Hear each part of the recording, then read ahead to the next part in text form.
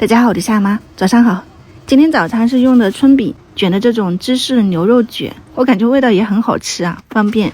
现在是早上的6点33分，先把平底锅预热。牛肉片我用的是这种超市里面的那个切好的这一种哈，就是你可以从冷冻区拿到冷藏区放到冰箱，第二天早上起来它虽然解冻了，但不是那种水哒哒的，就蛮好的。我就剪成小块放到锅里面，炒出一部分油脂，可以放下提前切好的这些甜椒、洋葱、胡萝卜，配色好看，同时它又自带甜味，就挺好吃的。酱料我用的是牛排酱，没有你就放一点蚝油、生抽、盐、糖、胡椒粉这一些，搅拌均匀就可以出锅了。这个肉就是牛排的那种味道，比较有奶香味，而且吃起来口感不会发柴。你也可以用肥牛来做。饼皮我没有自己擀面皮哈，昨天脑壳痛就提前睡了。然后这个春饼的话呢，我是吃了很久的，它里面只有面粉跟水，你反正家里面有啥你就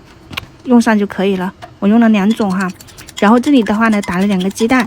因为就是抹上去以后它可以粘合住，然后煎出来的形状啊或者是味道啊都会更好看。然后抹上蛋液以后放上馅料，然后再加上一点这个芝士碎，卷起来，就是它这个口感就和你外面买的那个芝士牛肉卷哈就很相似了。你像这样子，它有蛋液哈，就粘起来不会散开。放到平底锅里面，开个最小火，慢慢的烙。表面我也抹了一点蛋液，它这样煎出来有点那种焦壳，就好看很多。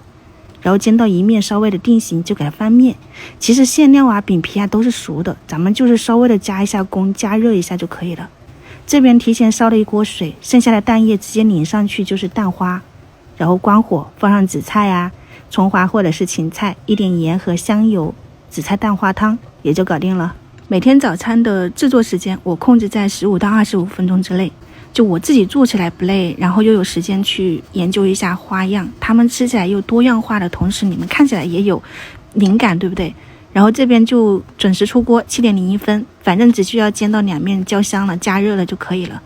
然后它这种饼皮加热过后就是很柔软的嘛，然后又煎到有一点点焦壳，吃起来是口感双重，里面是软糯拉丝，搭配彩椒、牛肉的香味，参考一下，我觉得味道是真的很不错。做起来的难度也不大，如果你家里面有这种春饼啊或者是什么卷饼，你都用起来，没有手抓饼有没有也可以啊，对不对？如果实在不行咱们自己发点面也是可以的。先开吃了哈，晚上再见，拜拜。